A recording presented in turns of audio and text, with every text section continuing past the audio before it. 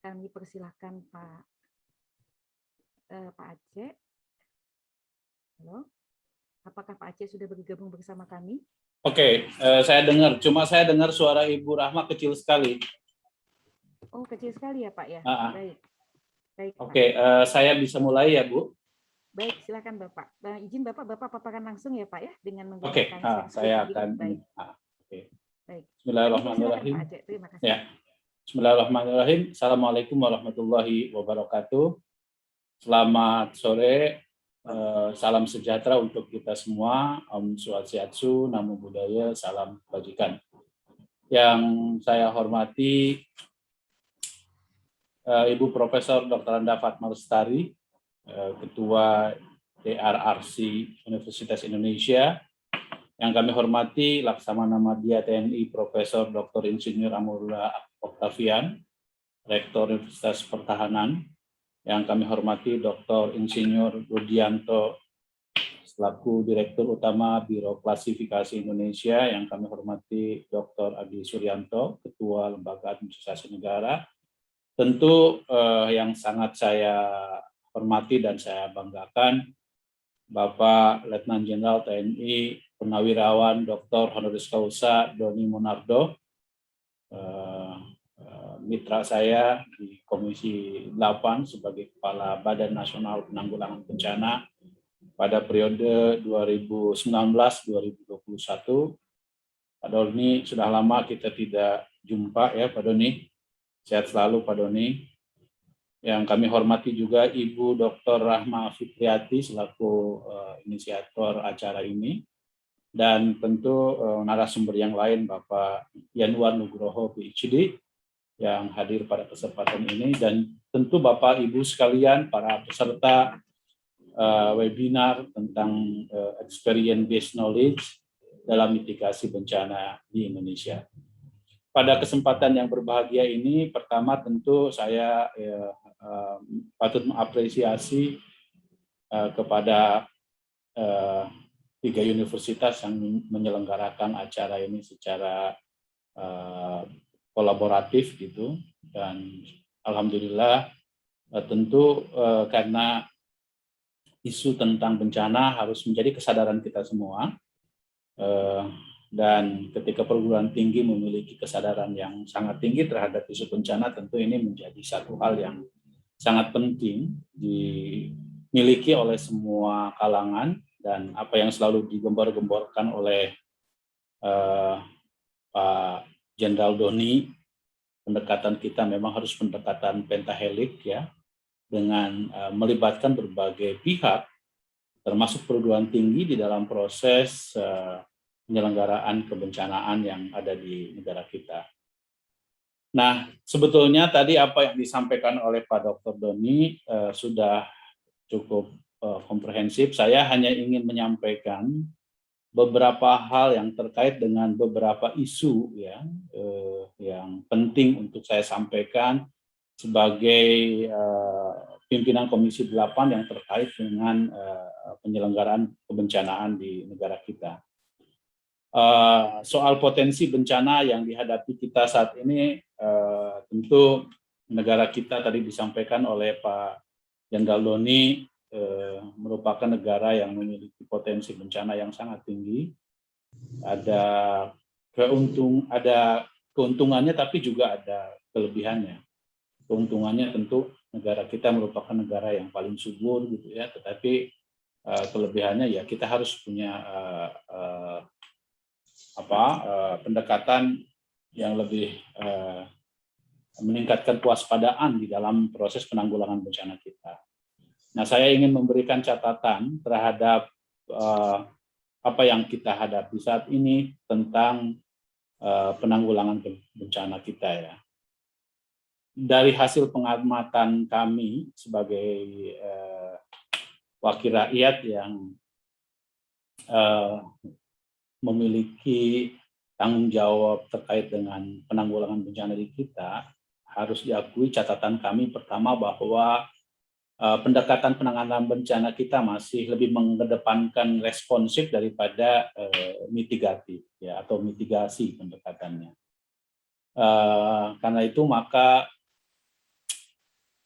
apa yang kita rasakan saat ini, proses penanganan bencana kita, terjadi bencana baru kemudian kita langsung menanganinya. Padahal kalau kita seharusnya sudah memiliki satu ungkapan yang sangat mendarah daging seharusnya yang dimiliki oleh kita, yaitu sedia payung sebelum hujan gitu ya. Nah, ungkapan itu sebetulnya tidak tercermin dari pendekatan disaster manajemen kita terkait dengan manajemen kebencanaan kita. Nah, yang kedua tentu harus diakui, walaupun memang di dalam konsep kita itu ada konsep dana siap pakai, tapi sekali lagi dana siap pakai itu lebih kepada upaya untuk penanganan secara responsif gitu, daripada kita pendekatannya lebih pada pendekatan yang mitigatif. Ya. Belum lagi di dalam proses pencarian dana bencana pun juga selama ini dari hasil pengalaman pengamatan kita itu kerap kali memang menemukan keterlambatan yang tidak perlu seharusnya. Nah, kami juga menemukan di berbagai daerah ya, alokasi anggaran untuk penanganan bencana kita itu relatif tidak terlalu begitu berorientasi pada penanganan bencana. Misalnya ada satu daerah yang daerah tersebut potensi bencananya cukup tinggi, tetapi APBD-nya itu sangat minim sekali terhadap penanggulangan bencana. Gitu. Ya. Kemudian tadi yang seperti saya sampaikan, misalnya lambatnya upaya mitigasi dan tanggap darurat bencana itu juga menjadi hal yang sangat serius ya ditemukan di dalam proses penanggulangan bencana kita. Nah, juga kami menemukan ya, adanya koordinasi yang antar kelembagaan yang masih ditemukan kurang berkoordinasi dengan baik. Nah, Bapak Ibu sekalian, oleh karena itu maka tantangan di dalam proses penyelenggaraan bencana di kita itu seperti yang tadi disampaikan, resiko bencana kita itu sangat meningkat ya. Potensi kerawanan bencana pun juga masing-masing daerah beragam ya. Yang kalau di laut tentu potensi tsunami-nya sangat tinggi. Kalau di darat atau di daerah dataran tinggi tentu potensi gunung aktifnya juga sangat tinggi. Belum lagi kita bicara soal longsor ya. Jadi memang masing-masing daerah tentu punya potensi kebencanaan yang berbeda-beda. Nah, oleh karena itu maka yang harus dibangun oleh kita sesungguhnya adalah budaya sadar bencana. Ya. Nah, budaya sadar bencana ini harus betul-betul dimiliki oleh kita semua. Itu artinya bahwa pendekatan kita harus mengedepankan aspek mitigatif. Dan saya kira dari berbagai macam pengawasan yang kita lakukan, ya kami masih menemukan bahwa pendekatannya ya tidak mengedepankan aspek mitigatif tersebut gitu. Nah, karena itu kami juga mencoba untuk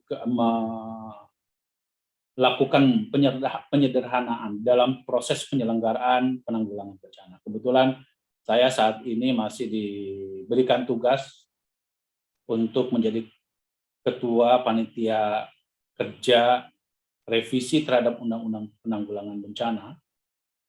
Kita permudah tahap-tahapan bencana itu. Pertama adalah pra bencana, yang kedua adalah darurat bencana, dan yang ketiga adalah pasca bencana. Nah, selama ini menurut kami bahwa kebencanaan kita lebih menitik beratkan kepada 2 dan 3 ini. Tetapi aspek pra bencananya ini masih belum mendapatkan perhatian serius dari kita. Karena inti dari upaya kita untuk kesiapsiagaan menghadapi bencana itu adalah pada saat pra bencana. inilah yang kita kenal sebagai upaya mitigasi, itu justru ada pada prabencana ini. Nah, dalam kaitan itulah maka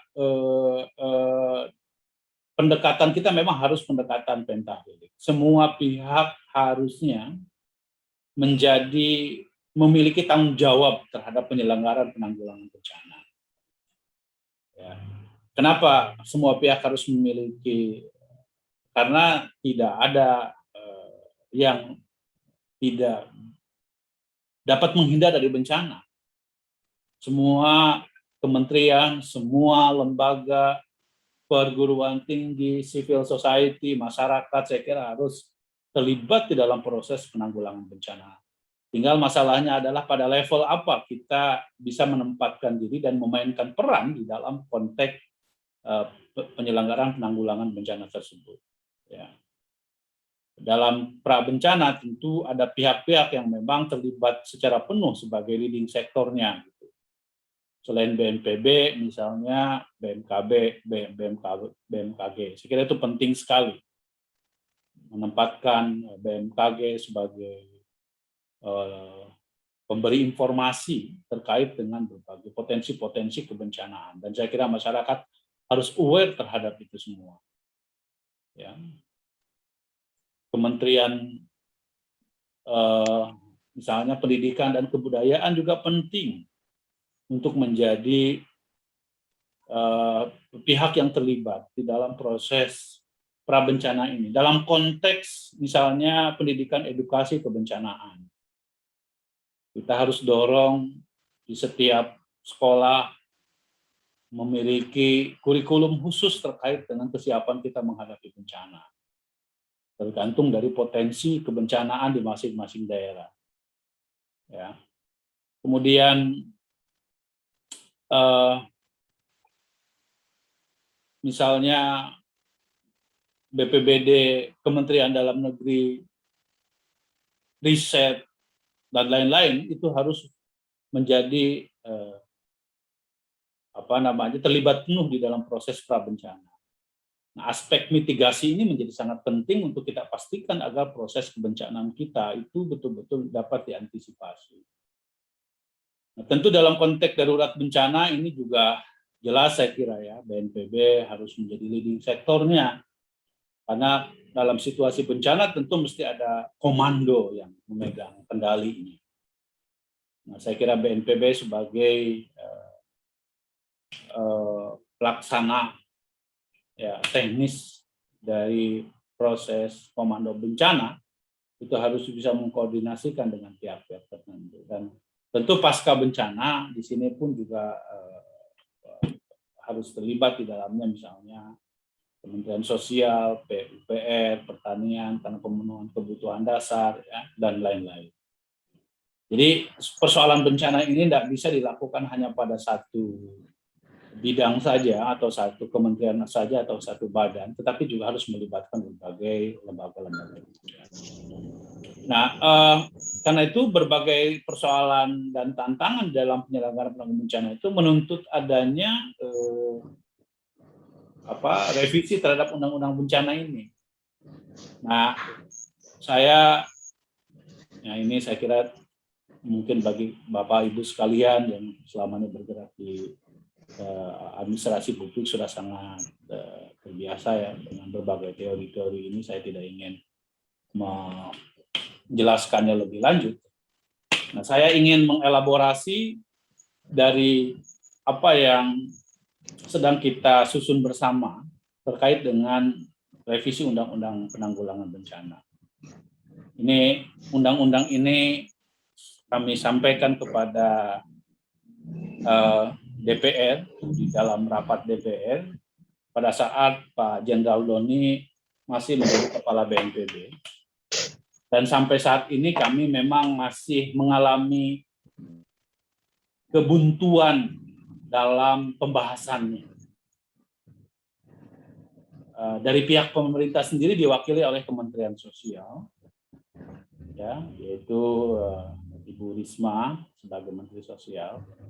Kami berbeda pendapat yang sangat tajam antara pemerintah dengan Komisi 8. terutama dari aspek kelembagaan. Kami ingin memperkuat BNPB. Kenapa kami ingin memperkuat BNPB? Karena memang selama ini BNPB harus memiliki kemampuan untuk memobilisasi sumber daya di dalam proses baik pada aspek prabencana, pada saat darurat bencana, dan pasca bencana. Nah, salah satu perdebatannya adalah soal pertama tentu kami ingin mempertegas soal keterlibatan TNI Polri di dalam Undang-Undang Penanggulangan Bencana. Karena dasar dari keterlibatan TNI Polri di dalam undang-undang yang lama itu memang tidak disebutkan secara tegas. Nah, di dalam undang-undang revisi yang akan kami lakukan, soal keterlibatan TNI Polri ini perlu kami tegaskan. Yang kedua, di dalam daftar isian masalah versi pemerintah, itu disebutkan secara tegas nama BNPB itu tidak disebutkan.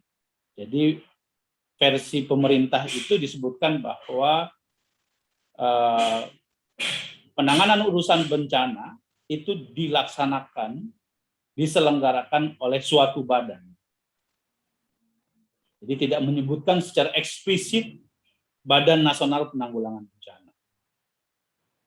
Nah, sementara di dalam versi kami justru ingin memperkuat kelembagaan Badan Nasional Penanggulangan Bencana dan Badan Penanggulangan Bencana Daerah. Nah, inilah yang menjadi titik perdebatan antara kami dan pemerintah.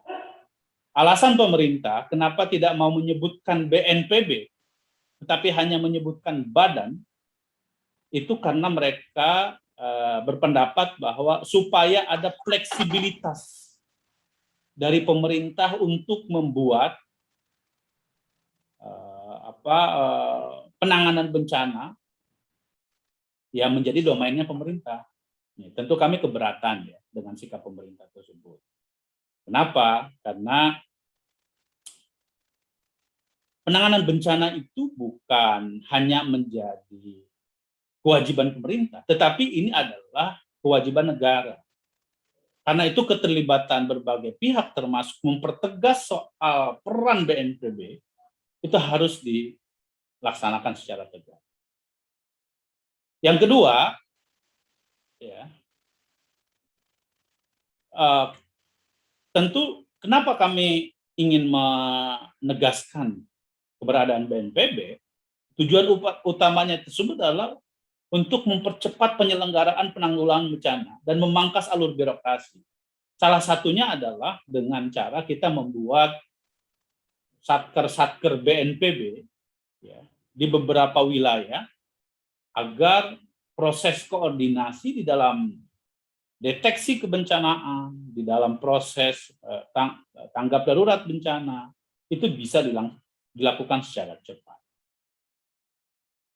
Nah, yang kedua yang masih terjadi perdebatan antara kami dengan pemerintah adalah soal anggaran. Ya. Di dalam draft yang kami buat, kami ingin menegaskan tentang kewajiban dari APBN agar anggaran kebencanaan itu minimal 2% dari APBN.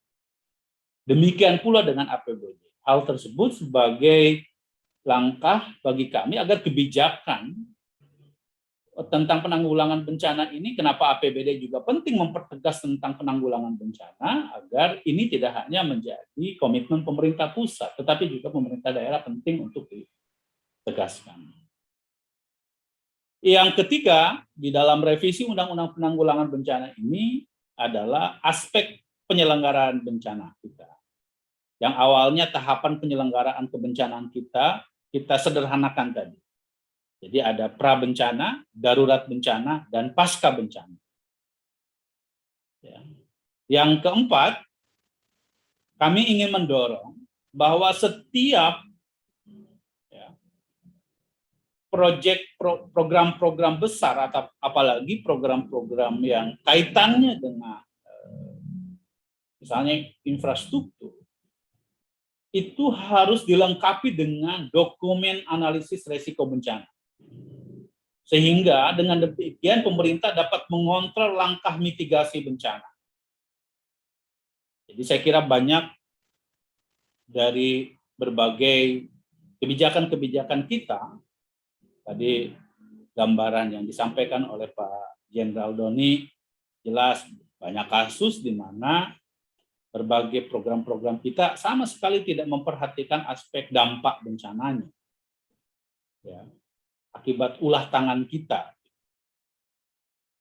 Nah, yang terakhir tentu kita memasukkan jenis-jenis baru di dalam undang-undang kebencanaan kita, yaitu terutama saya kira bencana non-alam dan gagal teknologi. Nah, terus terang saja Bapak Ibu sekalian, pada kesempatan ini juga saya mohon dukungan karena kemungkinan nanti hari Selasa kita akan rapat dengan Menteri Sosial. Jika di dalam proses pembahasan undang-undang ini masih deadlock antara kami dengan pihak pemerintah, tentu ini juga membuat sulit bagi Komisi 8 untuk membahas undang-undang yang lain. Ini sudah lebih dari 1 tahun proses pembahasan undang-undang bencana ini mengalami deadlock karena pemerintah masih bersikeras bahwa BNPB tidak disebutkan di dalam undang-undang itu. Makanya saya selalu mengambil kesimpulan yang sangat ekstrim, pengennya mungkin BNPB tidak disebutkan di dalam undang-undang. Alasan pemerintah ya itu tadi, karena kalau suatu badan nggak perlu katanya disebutkan di dalam undang-undang. Padahal banyak sekali saya kira badan-badan yang disebutkan secara eksplisit di dalam undang-undang, misalnya seperti BMKB, Badan Nasional Penanggulangan Terorisme juga ada di dalam undang-undang. Badan narkotika juga ada di dalam undang-undang. Nah, kami ingin tegaskan juga di dalam undang-undang penanggulangan bencana ini, bahkan kami ingin perkuat peran dari BNPB tersebut. Nah, jadi kemungkinannya kalau dalam pertemuan dengan Menteri Sosial sebagai wakil dari pemerintah, proses pembahasan undang-undang penanggulangan bencana ini tetap tidak mengalami titik temu, tentu kami akan kembalikan kepada undang-undang yang lama. Saya kira itu Bapak Ibu sekalian pengantar dari kami dari Komisi 8 ya terkait dengan penanggulangan bencana, termasuk diantaranya kami pun juga mempertegas soal pentingnya pendekatan yang lebih mengedepankan aspek humanistik di dalam misalnya penanganan psikososial, kemudian penanganan kelompok rentan di dalam penanganan bencana kita. Itu juga dipertegas di dalam undang-undang kita, di dalam revisi undang-undang kita. Saya kira demikian Mbak Dr. Rahma. Semoga apa yang saya sampaikan bermanfaat. Salam sehat untuk kita semua. Terima kasih. Assalamualaikum warahmatullahi wabarakatuh.